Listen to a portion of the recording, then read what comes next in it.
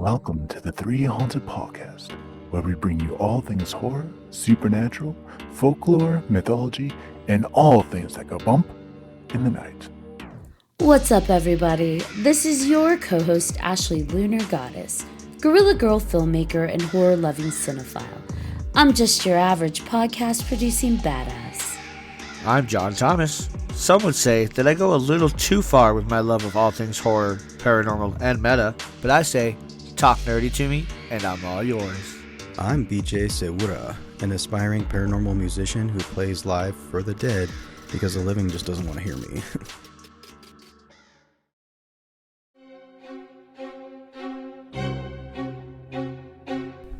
The Dead of Winter Horror Network and It Came from the 508 Productions invite you to endure the most terrifying immersive experience in all of podcasting.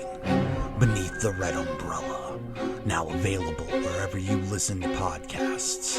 Beneath the Red Umbrella, when the snow falls, the killing season begins.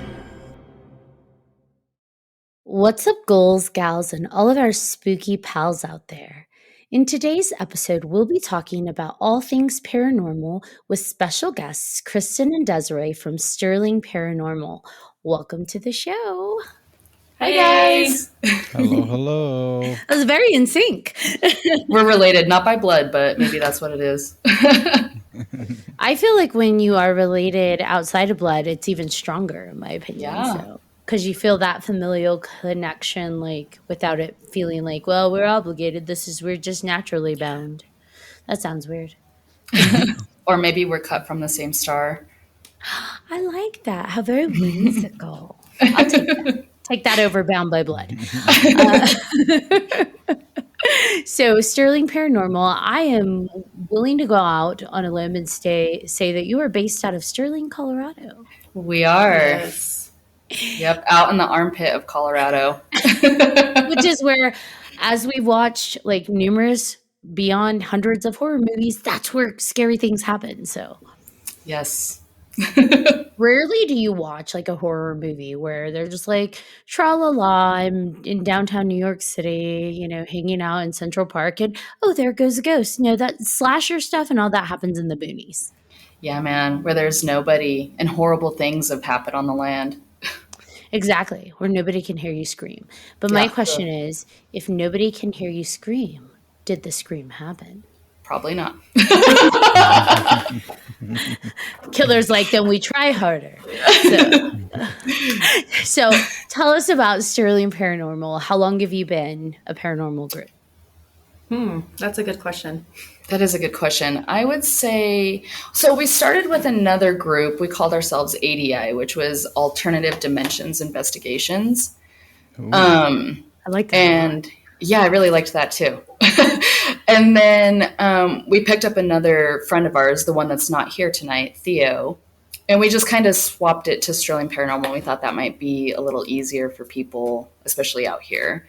So I still rock my ADI shirts every once in a while, but rarely.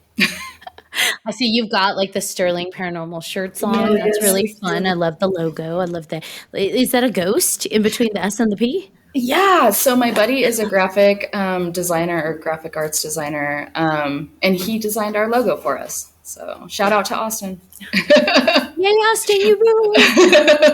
That's awesome. So we have you both. Now, did you meet within the paranormal community, or was it you became friends and then discovered you're both into paranormal? We're sister-in-laws. Oh, so okay. So when you say your family, like you're really family. Yes. Our husbands are brothers, obviously, but So do they believe in it, or are they just like, whatever? no. Not at all? They let us go off on our little extravaganzas and, they sent us on our way. So they can play video games. Yeah. As it goes. How did you both discover that you were each into paranormal and wanting to go into paranormal investigations?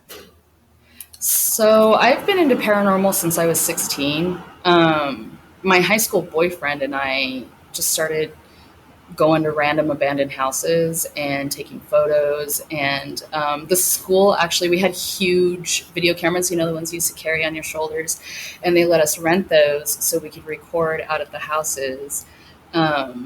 And then it just kind of went from there. I just really loved it and followed it into my adult life.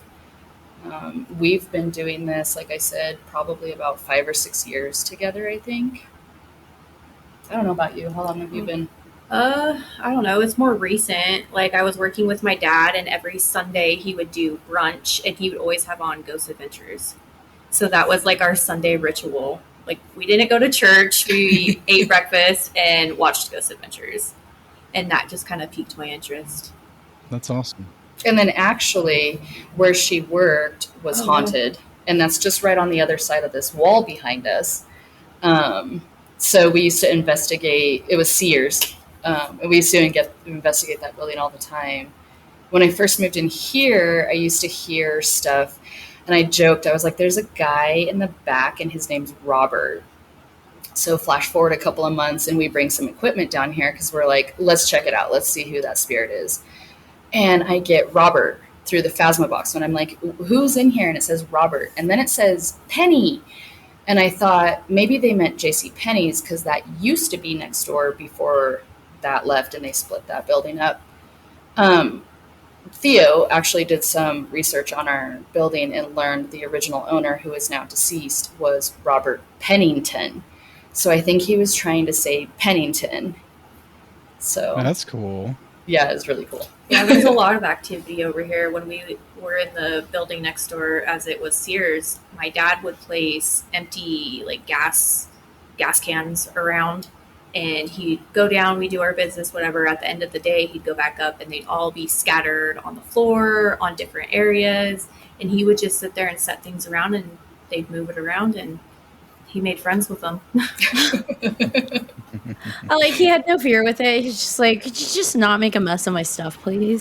Yeah, they started moving stuff downstairs on the showroom floor. I would find like washers and dryers out of place, and like tools in different sections, that because I would continuously go around and like make sure everything's in its place, and I would find just odd things in different places. That's awesome. I had a question. You mentioned the Phasma box.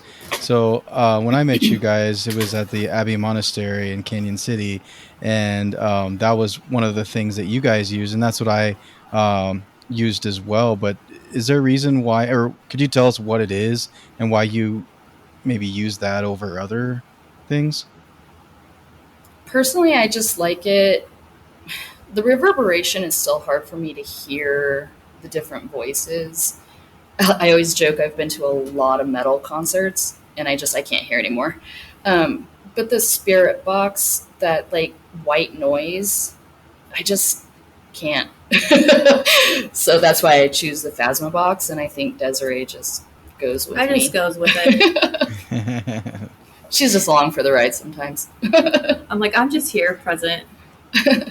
I feel like that's how I am. We go together somewhere, and John knows all the equipment. BJ's got a bunch of equipment to test, and me, I'm just like, I'll take the cat balls and throw them around and we see what happens.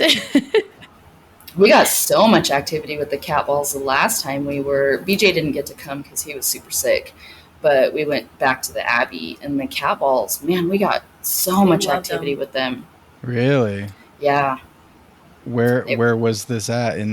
Which place? On the third floor. Yeah, surprisingly on the third floor. Is that not known for activity?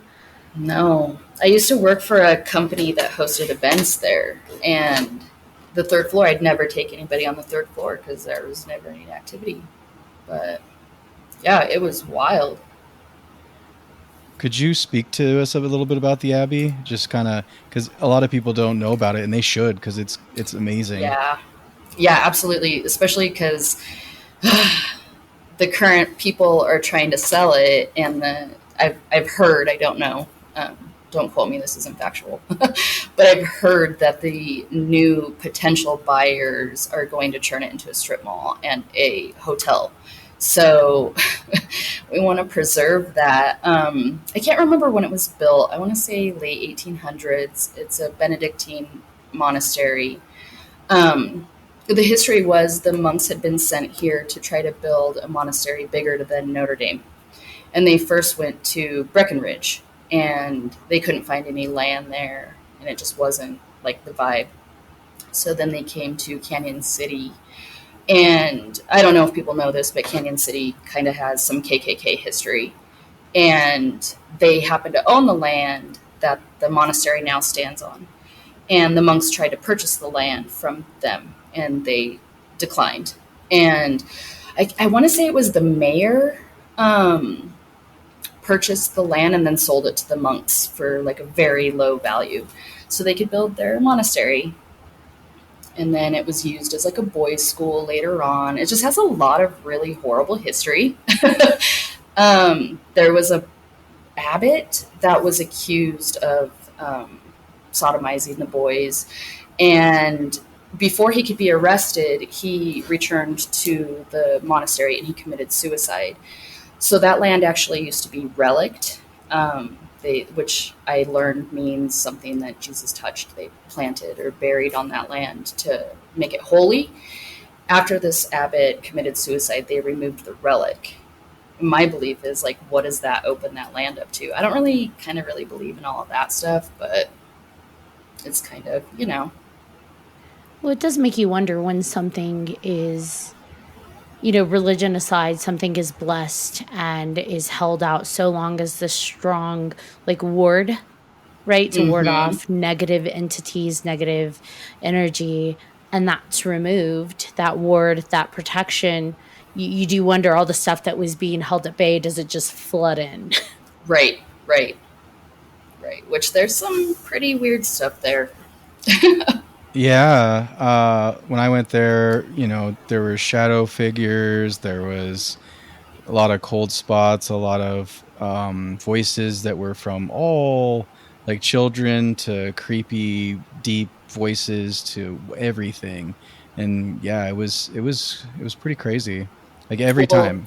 Remember, they were trying to get us to go down into that basement. And it what was were they flooded. saying? Yeah, they just kept saying down basement or downstairs.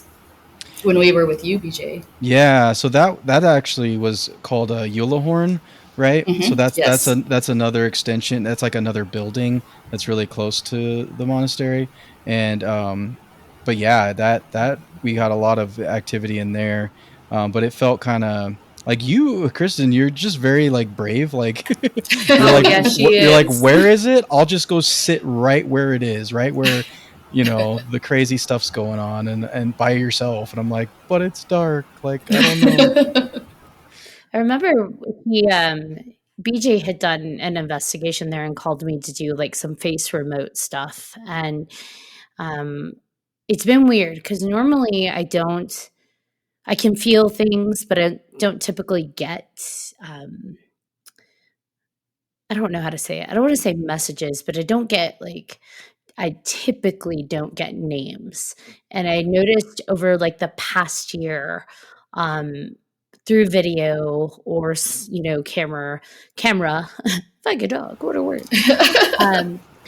I've been able to pick up, like I get names intuitively. And at first I'm like, oh, that's just my imagination. That's weird, until, it gets validated in some way. And so and the first time I noticed that was so odd. It was like a TikTok paranormal investigation I stumbled upon, and I'm like, I don't remember what it was. And I was driving. Yeah, you shouldn't, listen to TikTok videos while you're driving, but I was listening to it. So I wasn't even really looking at it, but this name hit me. And so at a stoplight, I typed, hey, this is going to be crazy. I don't usually interact on these, but I'm getting like a Paul. And at first they're like, there's no ghost of Paul. Well, there is a Paul, but he's upstairs and he doesn't come downstairs. And I'm like, well, he's there. So thanks for the validation. Like, cool. It's good to know there is one there, but I don't think they're bound by floors necessarily all the time. So, okay. But again, it was me stepping out of my comfort zone because I don't usually interact like that. But it was so strong. Almost like I was being just hit with this, like, tell them Paul's here. And I'm like, is there a Paul? But when BJ was at the Abbey, I had mentioned, hey, I feel really like there were two names I got, but one of them was a Michael. And when I had like just briefly looked it up afterwards, I guess there was some like one of the last monks that lived there. I think his name was Michael. But I don't know. That's where it gets gray for me. But there was a second name. And do you remember what it was? I don't remember now. But that was bugging me for like weeks after that because it felt like that name was more important than Michael. And now it's not important because I don't remember. Well, she was so when I was giving her I was going walking through the main hallway before you start to go up and down, right? You know, when you first come in and you go through the only warm part of the building, and then you walk down that hallway. Oh, by the bathrooms. Yeah, and then you go all the way down towards what's his name's room? Is it Abbott's room? Oh, the Abbott's room at the end by the chapel. Yeah. So I was in the hallway while they were in his room on doing his bed and all that kind of stuff, and then we were just walking through the hallway, and I think Ashley told me that it felt like somebody like a spirit was just following me in the hallway, and so yeah, it felt like he had picked it up because I don't know. I've never been there, so I want to go at some point, but I've never been there. But it felt like when he had entered this one hallway and he was getting towards the end of it, it felt like to me like something peeked around the corner, like what's going on, and then like just proceeded to stay kind of like with him for a little while, and I'm like, that's interesting. It's checking him out. Like, it was. I've never seen you. It was, and it came from the hole he had, and I didn't feel it with him as he had gone to that, but then once he was in that hallway, it felt like it peeked around the corner and it just kind of came and hung out with him for a while. But it wouldn't go in the room that was at the end that you went into, the bedroom or whatever that was. It stayed kind of in the hallway. So I actually asked him, hey, could you go back in there and sit on the bench? Like, it's kind of in there, like, hey, we can chill in here, we can hang out in here, but I can't go past that. Yeah, the last time we were there, when BJ wasn't able to make it, I was sitting in the hallway right outside of the Abbott's room, and I kept getting, like you said, I can't really ever see anything. Like sometimes I'll like get glimpses of something, and I'm like, I don't know what that is. But I kept seeing this like face in front of me, and so I kept like looking, expecting to see it right there, but there was nothing there. And so then I was like, okay, I'm getting a little freaked out. I'm going to go back in there with everybody else. But yeah, that hallway has just some kind of vibe. I don't know. I always feel like someone's following me down that hallway every time we walk down it. Yeah. It almost feels like that's like how do I explain that? Almost like an overlay point where kind of like it's thinner there, like between, if you want to say the veil or whatever you want to call it. It feels like the energy in there is much more combined, mixed, and so it's easier to be kind of present there. But I don't know. Like I said, that was all through like FaceTime. So yeah, for sure. Yeah. Go ahead. No, I was just gonna say I love that building.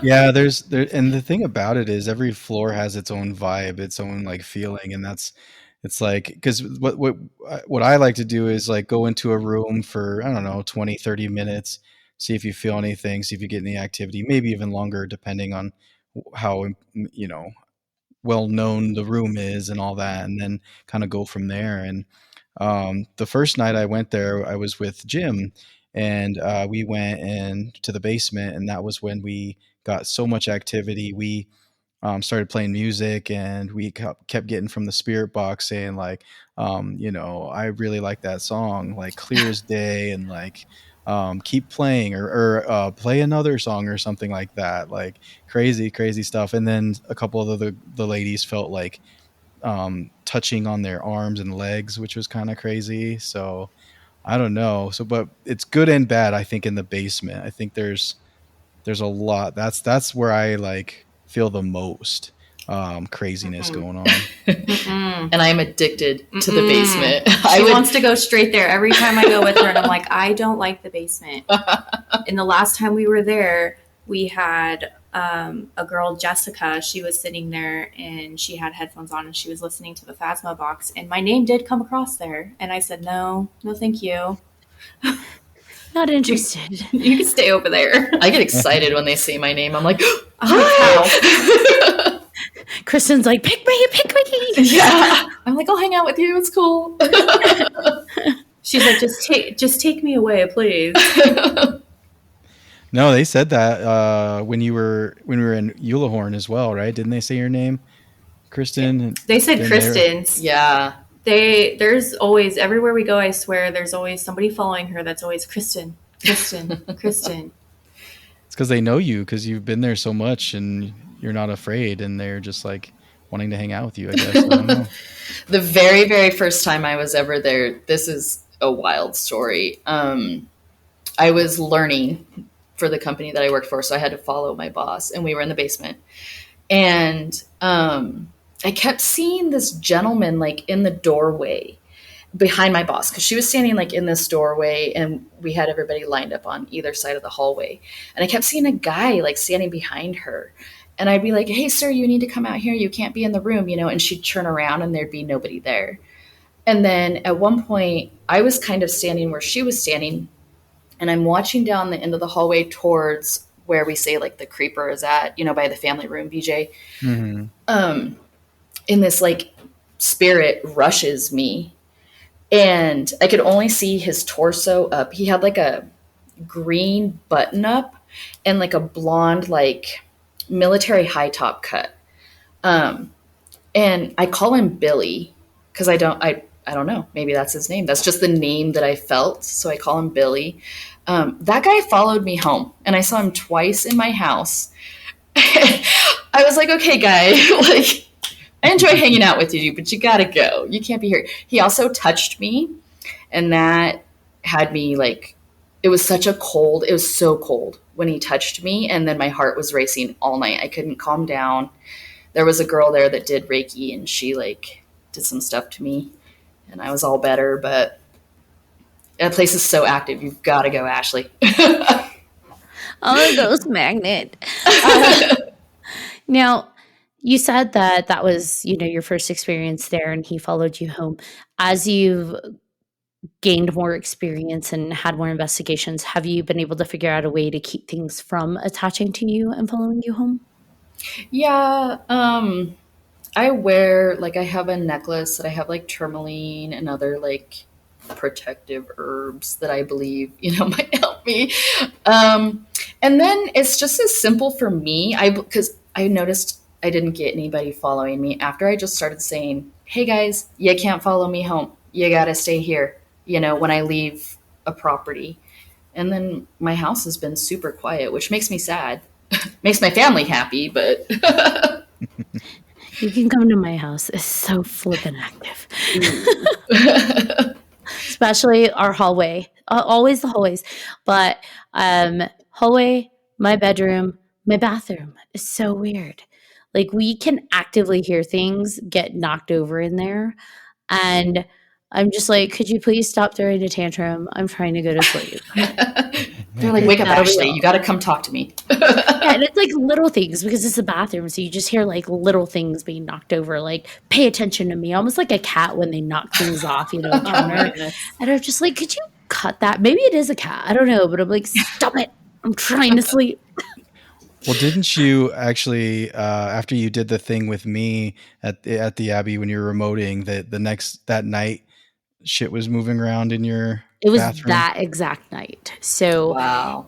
I had actually even said, like, because it felt so strong, like that name was trying to connect with me, like that entity was trying to connect with me through their name. And so I was just like, you cannot stay connected to me. I'm letting you go. You are no longer connected to me. Obviously, part of me probably didn't believe it because it did nothing. But we went to bed, and I was laying there awake. So, because it takes me a while to fall asleep. So I'm laying there on my phone, as they're told, you're told not to do. But there I am. I'm like, let's screen it up, blue light, baby. And I start hearing things being knocked over in my bathroom. And at first I'm thinking, I don't know what I was thinking. I'm just like, maybe it's pipes popping. Maybe it's, who knows? Trying to like rationalize it. Absolutely. I'm like, it's the wind. I don't know why the wind would be in my bathroom, but like, there we are. So I'm trying to rationalize it. Got my phone and it's kind of blocking the bathroom. So it's just kind of darkness. And then I hear like, it's almost like more insistent, like, oh, you don't believe me? Okay, how about this? And then I hear something much bigger get knocked over and I'm like, all right. And I go in there. I went in there to see like what knocked over. Can't find what knocked over and it's quiet. Then I go lay back down and a few minutes later it starts up again. And I'm just like, I literally out loud, I was like, cut that shit out. Did it stop? And it's funny because it stopped. But then like, Keith, he's laying down, he's asleep and I just hear, huh? What? I'm like, nothing, go to sleep. It's okay. It's just the ghost. It's funny, you could sleep through all that, but I think it was a month ago. He said that I was traveling for work, but he and my 6-year-old heard stuff in the bathroom knocking over. And at first they're like, what is that? And they went in there, couldn't find anything, go back in the room and it starts up. And I'm like, you just got to tell it, knock that shit out. Usually I'm not impressed. Cut it out. Does he believe? He used to not, but yeah, he was a really strong buffer. Now that he believes more, he's not a very good buffer. And I'm like, damn it. You are my buffer. Yeah, be my voice of reason. Come on. I thought we had a good thing going. But we lived in a house in California that kind of tested that quite a bit to the point where we all believed. My kids, we both did. We called it Grampy Ghost. The guys knew about it. But it literally was like this. I get mental images. Like if an energy is super strong, I can get a mental image of something, what maybe, I don't know how to explain it. I just get like a visual. No, I think I understand. Yeah, I can see them with my mind's eye. So yes. I got this kind of mind's eye vision of this kind of older Asian guy. And I'm just like, And he seemed like a grandpa, just kind of shuffling around. The energy was super strong, but really gentle. And I'm thinking, that's just me being crazy because let's rationalize I'm crazy over anything else. And we also had electronics going off at night. So TV would go off turn on its own. And he's like, oh, it's the neighbors, like their remote. I'm like, yes, that far away. It's their remote. Turning your TV on. Sure, whatever. So I think it was like 2 a.m. It went on and it was full sound. And so it didn't wake me up, but it woke him up. And so he went downstairs, and usually I'm the lightest sleeper. So it was weird that did not wake me up. But he went downstairs, rounds the corner, and from the hallway at the end of that house, there was like the kitchen before you turned to the back living room. And he paused because when he turned the corner, he saw someone sitting at the kitchen table. But he jumped because it startled him. And he must have blinked because when he jumped, nothing. It was gone. It was gone. And so he peeks around to see what's going on, turns it off. And the next morning, he's just like, so I saw something. And I think maybe I was still dreaming. I'm like, yeah, you dreamt all the way downstairs. And and he's like, well, what did you see? And when he described it, I'm like, oh, shit. It matched. And I hadn't told him what I, was. So he didn't have a preconceived image of what that could be. Nope. And he described almost the exact same thing. Wow. And so I'm just interesting. What had even made that more of a kicker was that I think it was a month later, my daughter was like, oh, you're not going to believe what I saw. You'll try me. Yep. I'm like, go for it. And she's like, well, I walked in the kitchen and I could have sworn I saw this older, grandpa guy, and he was wearing these slippers and he had this, I'm like, let me guess, a flannel shirt. And she's just like, how did you know? And I'm like, because he's a grampy ghost. He just wants to eat his breakfast. Okay. And and I was totally cool. Like I said, everybody felt it in the house. It was undeniable. He had like this gentle energy presence. So we weren't really bothered by it. And it wasn't even, it was almost comforting. Like, we have this grandpa looking out for us. Yeah, he's just hanging around. Yeah, the only thing that irritated the hell out of me was that my office, I'm assuming, used to be his room, because I would sometimes walk in and it smelled like someone had just lit up a cigar. Like, it was so strong. Like, not even like a lingering smoke smell. Like, it smelled like someone was actively like smoking a cigar. Wow. And the first time I encountered that, I'm like, hey, get in here. Why does it smell like someone smoking? And nobody could smell it except for my middle kiddo.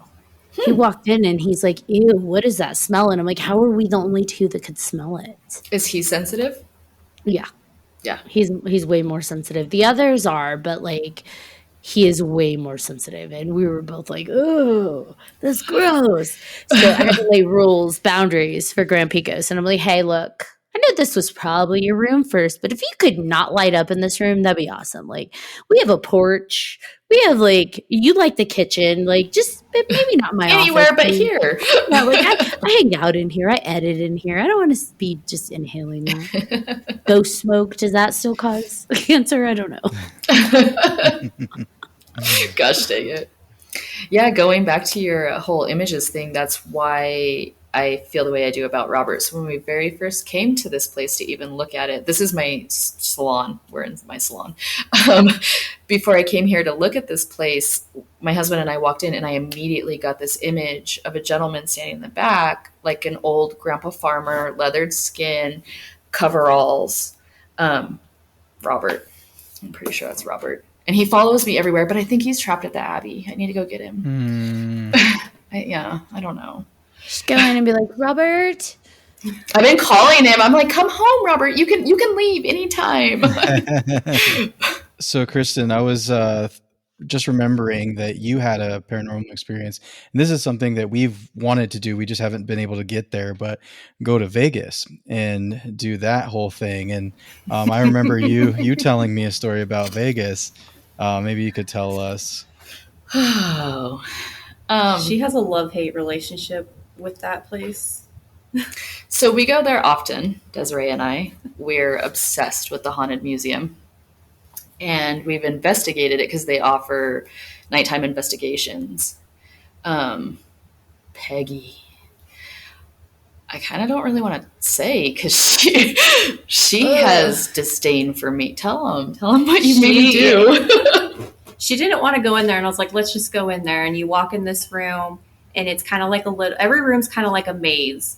And you walk in, and you don't see her at first, and you walk in, and you turn right, and there's just a bunch of weird, creepy, random dolls sitting in this corner. And then you have Peggy, and she's here they put her in a box, right? Yeah, she's in a cage. She's in a cage now. She's been naughty. She's naughty. And you see her, and the rule is you go in and you say, hi, Peggy, and you say, bye, Peggy. Or, people have gotten nosebleeds and everything. Well, we were in there, and she loves Kristin. And that was the time she's like, fuck you, Kristin. Yeah, we turned on the Phasma box immediately. Immediately came through and said, fuck you, Kristin. And I was like, whoa. Because our intentions, she really did not want to go. We were talking about it before. She's like, I don't want to go into Peggy's room. And I was like, oh, come on. We usually go everywhere. And I was like, we can't skip it. We should have probably skipped it. I got very, very, very sick when we left there. I got a blinding migraine, which I suffer from migraines. So I didn't really think anything at first, but I got very sick. My husband, who's a non-believer, got on the internet and found that thousands and thousands of people have suffered the same thing that I experienced with Peggy.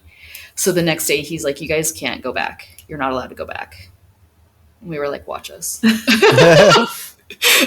Don't hubbies learn by now that when you tell us not to do something, it just makes us want to do it more? Yeah, man, reverse psychology. We're like, oh, okay, watch me walk backwards as I go there. Tell me no again. Yeah, right. I'm gonna run. That's interesting. So note to self: don't go to Peggy's room. Don't look her in the eyes. Oh, yes, that's also a thing. We don't look her in her eyes. I tempt fate, man. I can't help it. Yeah, you definitely do that. You have no fear with that. Like I feel the energy and I'm like, I don't think I want to get much closer. And you're like, where is it? Like, I just want to stand right in the middle of it. I'm like, oh, like, you do that. Didn't one of you guys get bit as well? I got bit. Kristin got Yes. That's That was sexy. I think it was by a child, so No, that's not sexy. not sexy. Naughty child.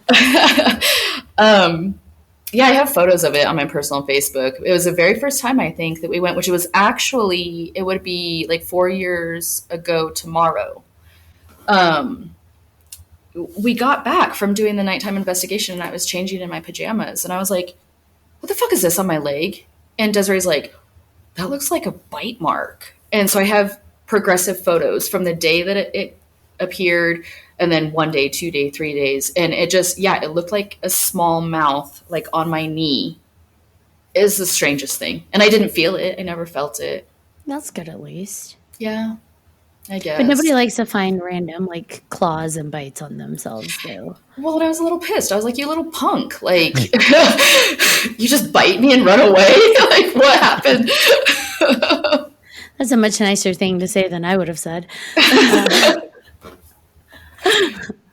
Now, when was your first paranormal experience? Mine? Do you remember? Yeah. Both of you. Whoever wants to go first. I remember mine pretty good, vividly. We used to live, there was 11 of us living in this house. I was in like middle school, high schoolish era, and we lived with my step family. My grandma lived with us and she took care of my aunt. We had all these people. Well, me and my sister got stuck in the basement. And this house is old. The basement looks creepy. There's also like a pool house and everything, and that was even more creepier. But we're in the basement, and one day I had this feeling that something was watching me. So I woke up and I saw just this little girl. She's just standing there staring at me, and she walks right back into the closet. And then I woke up, I went and got my sister, and she's like, that's weird. I have an old man who looks like he's in his 30s, and he rides a little tricycle around in her room. And I was like, this is weird. I was like, but we got to live with it because there's no else where we can go in the house. So Fun times. but I never saw the little girl again. It was just that one time. So she had like the jigsaw puppet just like strolling around in her room. Pretty much, yeah. That's The terrifying. OG. And she's like, she's like, that's all he does is just ride his trike. And I was like, okay. Don't play any games with him, though. We all know how that ends. I mean, I feel like Kristin, you might play the game. I would probably play the game. Probably. I'd probably play the game. Because I feel like you and I are similar. Like once I'm in, it's just like, maybe I'll play the game. I'm like, at this point I'm committed, so let's just see what happens. My first experience, I was probably in first grade. So how old are you? Like 6? Yeah. And I remember waking up in the middle of the night and I rolled over. My mom tells me the story. She likes to tell me this story because I'm so into paranormal. She's like, you saw ghosts ever since you were little. And I'm like, what? But I guess I rolled over and I remember this, but I don't know if it's actually my memory or if it's because she's told me the story so many times that now it's like an incepted memory. But I remember waking up and I just felt like somebody was watching me, like Desiree said. So I rolled over and I looked into the doorway of my bedroom and I thought I saw my mom in the doorway. She had this was back, early 90s. She had this weird nightgown that she always wore, but it was white. And so I thought it was her because I saw the woman was in white and kind of had a glow around him. And so I thought she just had the living room light on. So the next day I was like, Mom, why were you watching me sleep? Well, I felt extreme comfort.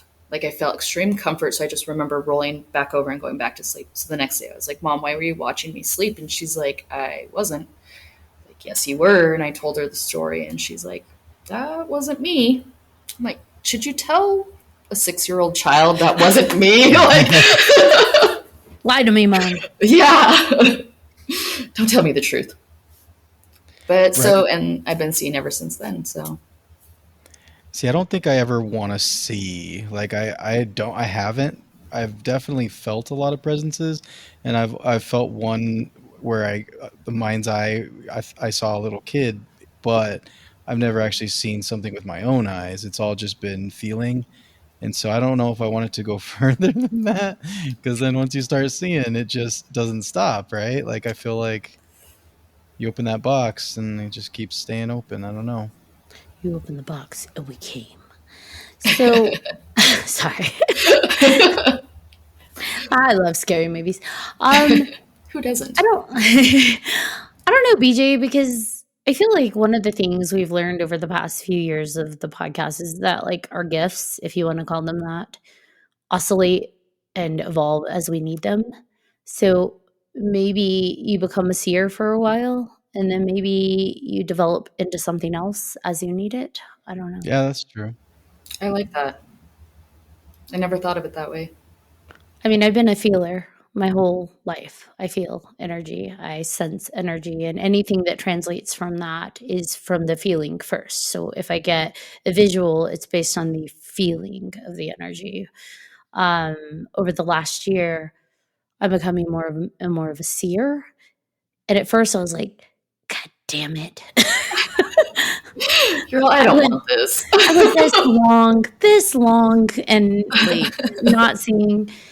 But now I'm just kind of embracing that, like, what I see is what I'm meant, like, I'm supposed to be seeing right now. Why? I don't know, but I try not to question things too much, Yeah, just go with the flow. which is not usually who I was. Like, in the past, I feel like I had to have, like, a tight control over the world around me, and not because I'm controlling, but just because, fear, probably a trauma reaction, but as I've kind of gone through the podcast journey, we've had amazing guests who kind of help us navigate this world of metaphysical. I feel like I'm learning more and more to be like, but who knows? That could change too. Maybe this year I'm like waxing Shaggy from Scooby Doo, and next year I'll be like hyper anxious. Who knows? The ebb and the flow. Like, guys, we can't do that. We can't do that. I can't do that. Yes, the ebb and the flow. So, yeah. Doesn't seem like you guys get too afraid of what's going on. It really depends on my mood. Like, I don't know. I feel like when I go into some paranormal situations, like I don't know. I don't know what it is. Sometimes sometimes I'm fine. I'm like, yeah, this is gonna be awesome. This is good times and all that. And sometimes I'm like, man, like I'm a little, I don't know. I don't know about this one. This one feels a little scary. I don't know. But it's getting less and less, I think, the more I go to different places, just because I guess, I mean, I don't know, if you let it scare you, then they're gonna keep doing that, right? Right. So I think too that that's a confidence thing. I think that because of the stuff we watch, maybe, or we're taught or whatever, we think that those things are more powerful than us and that they can hurt us. And so we don't believe in our internal strength and our internal power and ability to be more than what they are. Right. And so maybe that's part of the journey in this paranormal investigation world. And maybe even if you're not investigating, but you're just experiencing paranormal, is realizing that like you are infinitely more powerful because we're in the 3D world. They're not Right. completely. And so there's only so much damage that can be done. And if we believe they can hurt us, then, well, you manifest, you are what you believe. So don't believe it. Yes. I was literally just telling somebody all of that just the other night. And I was like, it can't hurt you. So don't give it power, Don't believe in it. I can't help it. right. Just thinking about that back at the Abbey, and I think so. Mimi, you guys know Mimi. Yes. There was, I don't know if you know Nick, and there was a few people that were there, but they were kind of pissing off the entity by playing like music, like this German song that I guess they did not like. Oh. And I actually have it on audio recording where you hear a piece of wood like get thrown at them, and then they just freak out in the chapel. They're And like, so, I'm done with you. They're right, like, and then, I'll show you. right, so it's like a piece of wood, and then you hear growling. Even Oh, Wow. yeah, it was intense. Like I was like, what the hell is all of this? So just because you listen to it and you're like, wow, that was crazy. Because I was in the basement, with the music and the good vibes, while they were upstairs getting freaked out by this whatever it was. wow. So their vibe, I don't know. That's funny that the good vibes were in the basement. Right? Scary was upstairs. It was weird. Yeah, in the chapel of In all the places. chapel of all places, yes. Right. Ugh. I'd be curious to see how spirits react. Like, go in and play just like some smooth R&B or like some baby making music, and like, how you guys feeling? You feel good? Well, last time we were in the chapel and I was pushing the limit because I'm not one to like really provoke. I don't like that. Like, let's not anger these spirits. That's not cool. I listen to heavy metal, and so I was like, y'all want to listen to some Lorna Shore? So I put on some Lorna Shore, and well, they didn't really do much, but it was just like, let's turn this off. They're not vibing. They're not really happy. Yeah. I think they liked when I went in there, when I saw you guys, when I played the violin Yes. in the chapel. Yeah, it was crazy because there was a couple girls that were in the chapel and they were trying to talk, but they weren't getting much feedback at all. And then I said, hey, do you guys mind if I come in and play the violin? And they had one of those grids, Oh, okay. the light grids, and it Mhm. started just going on and off. Like, and they're like, that has never happened before. Oh, wow. And I was like, okay, I guess we're doing this. So I went in there and they started speaking through the spirit box and saying like good things, but also like because I wasn't very good. So I think one of the words was like gross or like bad, and I was like, Well, I think that was when you like, didn't you miss a note? yeah, Yeah, and then it said gross. You got heckled by a ghost. You did. that's okay as long as I get some kind of contact. That's fine. Right, we'll take it. Take what we can get. Well, I think there was a spirit in the basement. They had said something from the Bible, and so we pulled it up, and somebody started reading. Oh, yeah. And then they had stopped reading it, and they wanted more. So It she said kept, keep keep going or something like that. And so she kept reading, and they liked that. And I was like, okay. That was really wild. sweet. I feel like next time we're at an investigation, I want to play Tool and see what happens. Yes. Just Just for curious. fun. Just for fun. funsies. Just play it. Like, I'm pretty sure Maynard's an extraterrestrial, so we may pull in like aliens versus spirits, but hey, who knows? Maybe they're one and the same. I mean, it all falls under the same realm, so. Let's do it. It's gonna be a Tool party. Have you guys looked into that stuff at all besides the ghost hunts? Have you looked into the UFO stuff at all? I haven't I've had like people tell me stories. Out here where we live in the 70s, we had a bunch of cattle mutilations. And actually one of my clients, her father's farm was one of the ranch was one of the ranches that was affected by it. And the CSU, I don't know what they are. They came out here and investigated it because they were void of their tongues, all blood. They were sanguinated, and then their sex organs. And she also had a mare that was pregnant, and she said the mare had been the foal was surgically removed and laying next to the mare, and they were both void of tongue, blood, and sex organs. No footprints, nothing. So I'm very interested in it. If you guys know of James Fox, I think that's his name. He's dedicated his whole life. He has some really good documentaries out there about, UFOs. But we dabble more in ghosts. Has anything happened since, like in Sterling, or was that like the big kind of what the heck kind of thing? So that was the big what the heck. And then I want to say maybe 6 years ago, we had a couple ranches have a few cows. And so they were like, what's happening again? But it wasn't anything too big to like really talk about. But yeah, back then, I mean, there was quite a few ranches. There was a lot of cattle out here that was mutilated. So With the investigations that you do now, are these investigations that you seek out, or are people asking you to come investigate, or maybe like a mix of both? We usually like to like seek out different things that like intrigue us, that we find that we really like and would like to know more and what's out there. We did have a girl ask us to come to her house though, and that's like the first time we've ever really done that. yeah, she had some like crazy stuff going on.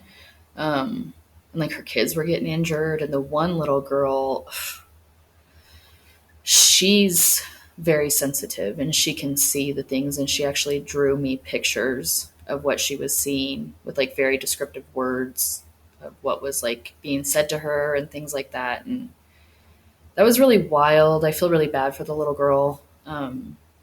I wish I like knew more so I could kind of guide her, you know, or help her. She's clearly very sensitive and needs guidance in that, but we couldn't help the girl. We were like, we honestly didn't get any evidence. We don't know other than what you guys are telling us, and we never went back. So, but it's mostly we seek out like go to abandoned buildings or, you know, major locations that we know are haunted.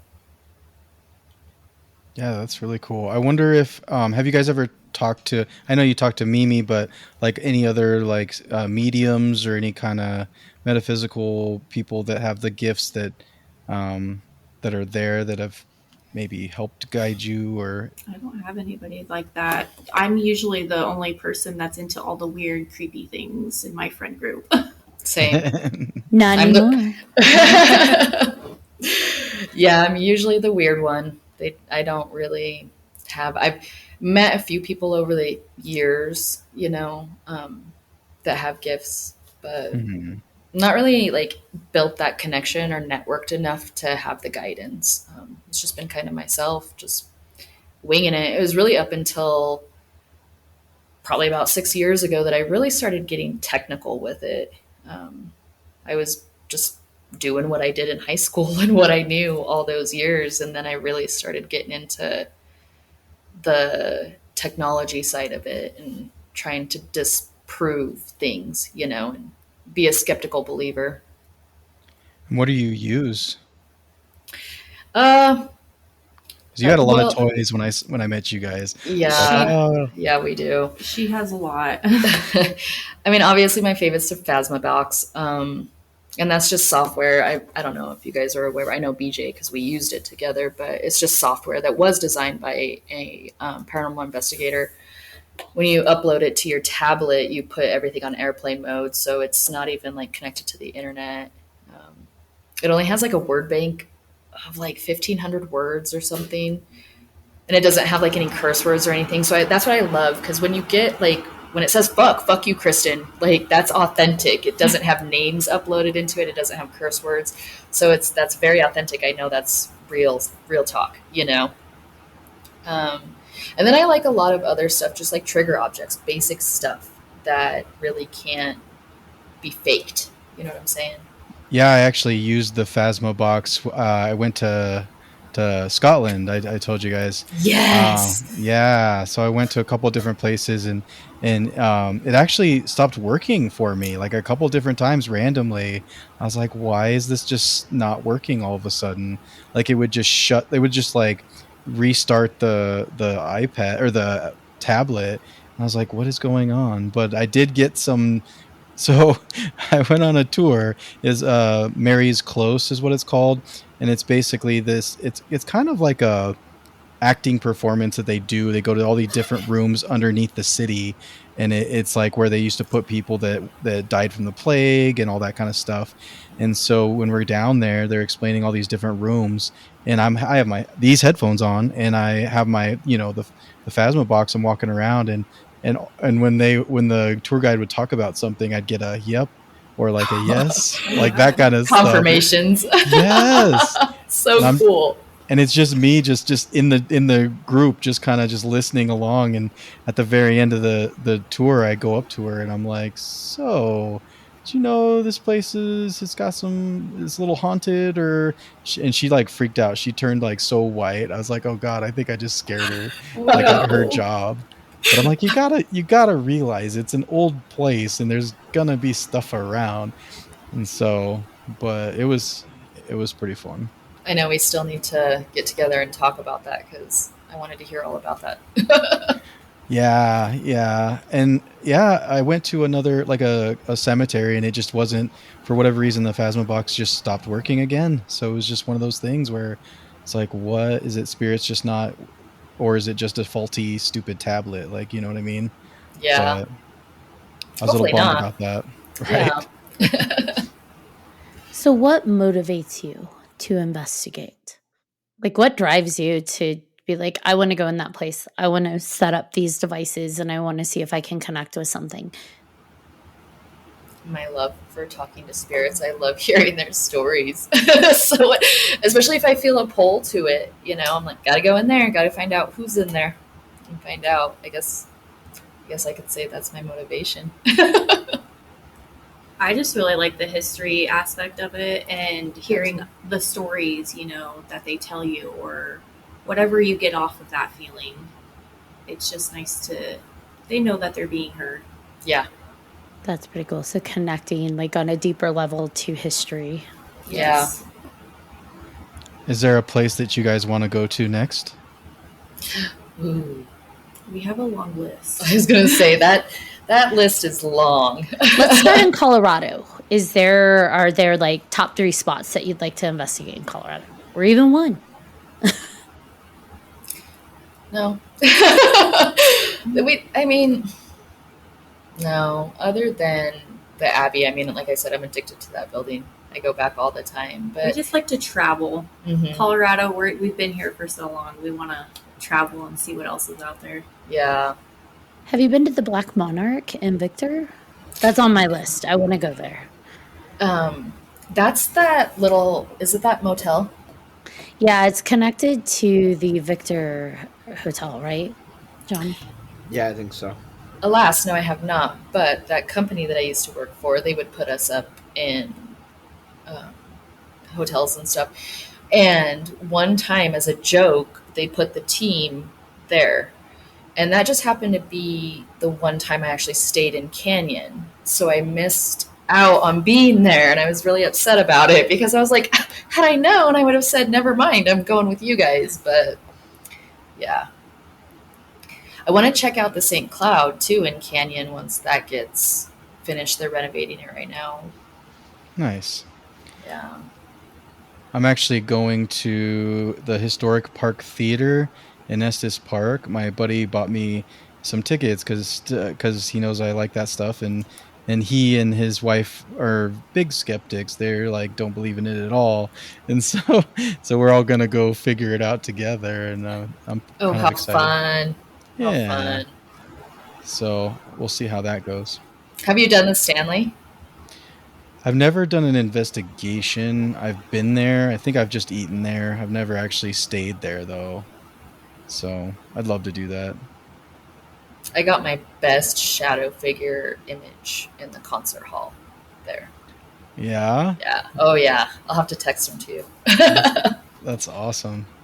One time we went, I don't think is it in Colorado? Cimarron, or is that in New Mexico? I don't know. I was on my way to Raton and stumbled across the St. James Hotel in the village of Cimarron. That place was weird, and that was during the daytime. I was like, I don't know how I feel in here, man. That's a fun place. You should go rent a room there. That's on my list for sure. Is it? Yes. Yeah. Nice. And it's New Mexico. It is New Mexico. New Mexico, so I thought, yeah. He's like, I knew. Yeah. You got to get there, John. It's great. Heck yeah. John had a lot of activity in Jerome. He went to do investigations in Jerome, and his like experiences there 3 were times. insane. Crazy. Absolutely nuts. Wow. Anything Yeah. touch you? No, not there. But when I was part of a group doing the investigations at the melting pot, I did have something touch me in the women's room, actually in the women's bathroom. So because both bathrooms have activity in them, and there's one in the women's room is like the big like handicap stall, and there's a lady that stays in there all the time, and I was in there and we had the door open, like the bathroom stall door open, and the lights were off. And I was like, okay, hey, I'm in your stall. I've never really done this before. Can you show yourself? Can you touch me? Whatever. And I felt the cold hand on my arm. And then all of a sudden, the flash right in front of my face of a woman's face. And I freaked out. I was like, okay, I'm good. Thank you. Oh. Like, Yo, that's Sure. enough. you ask for it and then you don't really expect it. And then when it happens, you're like, oh, shit. Yeah. But yeah, it was great. I loved it. I will never invite a spirit to touch me, by the way. I'm a jerk. Anytime we go investigating, I'll be like, spirits, you can touch my friends on the shoulders. I do And that they're too. like, stop it. Yep. Jerome, I almost went down there once Prescott for a concert. Pussifer, Nice. actually. Yeah. Yeah. Yeah, the Jerome Grand Hotel is nuts. I used to know the owner, but now it's family owned, but now his uncle owns it, and I'm not sure if they're still allowing like actual investigations and stuff. But Oh, that stinks. we've stayed in there. I've stayed there 3 times in the same 3 rooms, basically 2 rooms, and Wow. it was a blast. Lots of activity. Lots of activity. It was crazy. Bucket list. Definitely check it out. Now, what about you, Kristen? What's on your list? I think, I used to live in Kentucky and I always wanted to go to Waverly Hills. And I was so close to it and I never went. And that is like number one. I'd love to go to Waverly Hills. I will go there one day. Yes. Manifest that shit. Yes. Speak it into existence. I had a lot of experiences there as well. So, oh yeah, absolutely. Did you get the bouncy ball? No, but we did see the shadow figures. Like on one of the floors, they play hide and seek basically from one side to the other. And we had a person in our group who doesn't like to be touched either. And I was recording during this whole time audio, and she starts freaking out. She's like, "Oh shit, I can feel them getting closer." And I got a whisper EVP saying behind you. Oh no, we didn't so hear cool. That. It was so cool. And I was actually behind her, which was funny. But like I felt the back of my shirt like get pushed as that happened. So yeah, it was. Doesn't it always like make you so super excited when you don't hear that in the moment and then you go back and you're listening to your EVPs and then you hear it and you're just like, oh my God. I always throw my headphones and go grab my husband. I'm like, listen to this. Yeah. And it was really crazy too because I was like, I got this wild hair up my ass. I was like, I'm just going to start recording while we're setting up. And so many EVPs. So many. Wow. Yeah, it was great. Yeah. They're like, oh, we know you're here. We're going to start talking now, even though you're not recording. And yeah, it was great. What's the best EVP you guys have ever gotten? That one was pretty good. I've had my name called a few times, especially there, which was crazy. I had to check that one like 3 times. I'm like, is it? No? Yeah. Okay. Yeah. Am I hearing what I'm hearing? Yeah. That one was pretty cool. Definitely the behind you was great. When I was in Jerome, actually, we were investigating so there's the hotel and then they had like another building that was basically abandoned except for 2 shops at the bottom. But we were in the building and I think it used to be a restroom because there was like stall looking things there. And we were talking, there were people outside. You can hear people outside. And I'm like, oh, somebody, one of the guys said, oh, they're having a party out there. And I was like, I was just sitting there and agreeing with them. And I hear, yeah, in my ear. Nobody else heard it. It was wow. So yeah, it was nuts. That's cool. So that wasn't even an EVP, but that was just like a boom right there in disembodied voice right there. Yeah, it was crazy. That's cool. I think the best ones that I've caught have been all completely recorded in podcasts. Like, we're not investigating. we are talking about paranormal with guests, and you don't hear it during the recordings as it goes. And my thing is, I used to edit like at midnight, and I would be just, cranking it up. And the first one, it sounded like hissing. So I'm like, Oh. what am I catching on this? And so I cranked the sound, I boosted the audio as high as I could, and realized that something's like leaning into a mic and saying yes. And I have the ability to go back and look at the videos, because even though we don't record the video, it still is, they have a backup. And not one person was leaning forward at that moment in time. Wow. But it literally sounds like someone's against a mic saying yes. And I had to boost it so high to get that. And I sent it to the guys, and John's just like, oh my God. I'm like, what the hell? This is not cool. And then the second time we had a guest, she had a haunted Airbnb. She wasn't even podcasting from there. She was at her house, her regular home. And again, I kept hearing something. And I'm like, what am I hearing? Because she's talking about like a vortex and a portal at the other house, the Airbnb. And I hear something. So I isolate that section, boost it as high as I can. And it's like an elderly man, almost like a voice saying, it's here. Whoa. And so I sent it to her, and I didn't want to give suggestion, any kind of lead in. So I'm just like, what do you hear? And I get a message back saying, what's here? And I'm like, that's what I want to know. And I was like, cool, I'm glad you heard the same thing. So it was so weird. But yeah, I told John, it's exciting when we get stuff like that, but it's also like, what the fuck? And I leave them in. I completely leave them in, and I'm like, maybe people hear them, maybe people don't. That's something we need to start doing. I think more of like doing a podcast from a haunted place and see what we hear, right? Because it's like you're doing two things at once, right? You're doing an investigation plus a podcast episode, and you're recording it all, so you should maybe hear some things. That's a great idea. We actually just stayed in Estes like 2 weeks ago for a friend's wedding, and we stayed in the cabins at the YMCA, and we got a little drinky, I'll admit. So that might have been partially why I was experiencing what I'm experiencing, but I don't think so. I kept feeling, the room we stayed in had bunk beds. So I kept feeling like somebody was like trying to lift themselves up onto the bed, because I was a child, and I was like, I called the top bunk. And so I thought it was my husband, but every time I'd wake up to like scoot over, nobody was there, and they weren't even in the room. And then I don't know what time it was throughout the night, but it felt like somebody like grabbed my ankle and pulled my foot up and then just dropped it. And my foot hitting the mattress was what woke me up.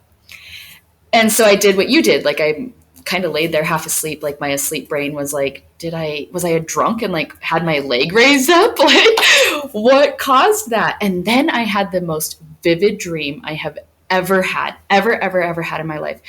And it was like POV through my eyes, but I wasn't me. My friends weren't them, but we had murdered somebody, and I could see the body like tied up. There was blood everywhere. Like, it was just so vivid. So then I tried researching the YMCA to find out if anything like that had happened there. Of course, people had been murdered around Estes, but nothing that I could find there.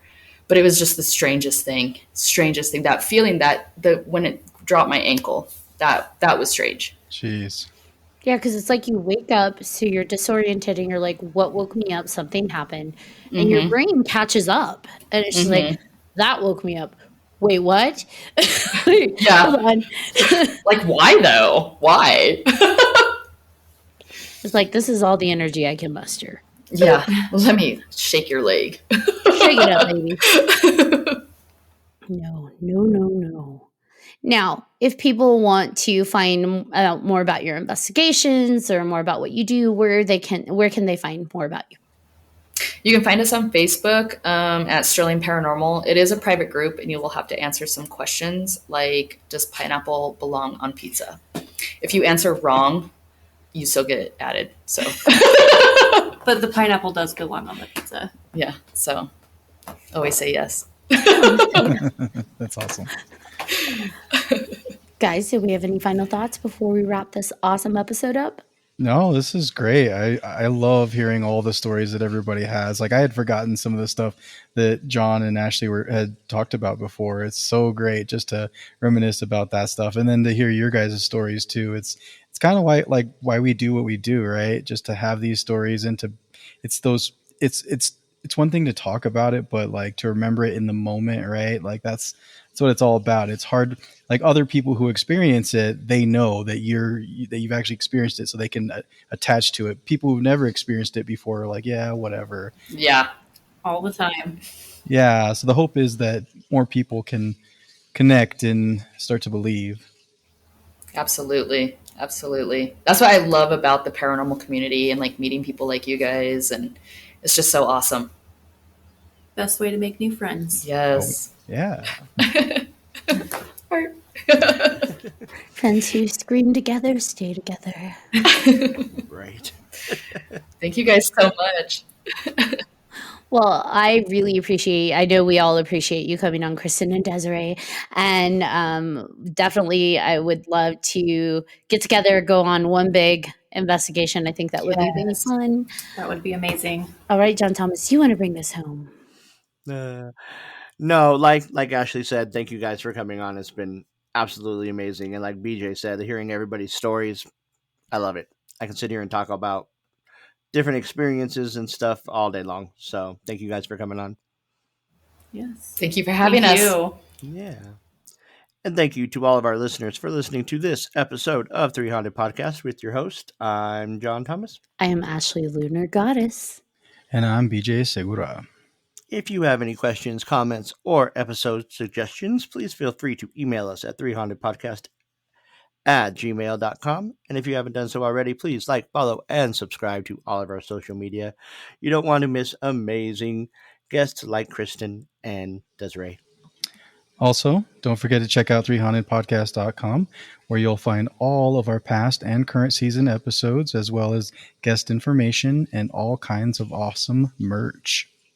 Until next time.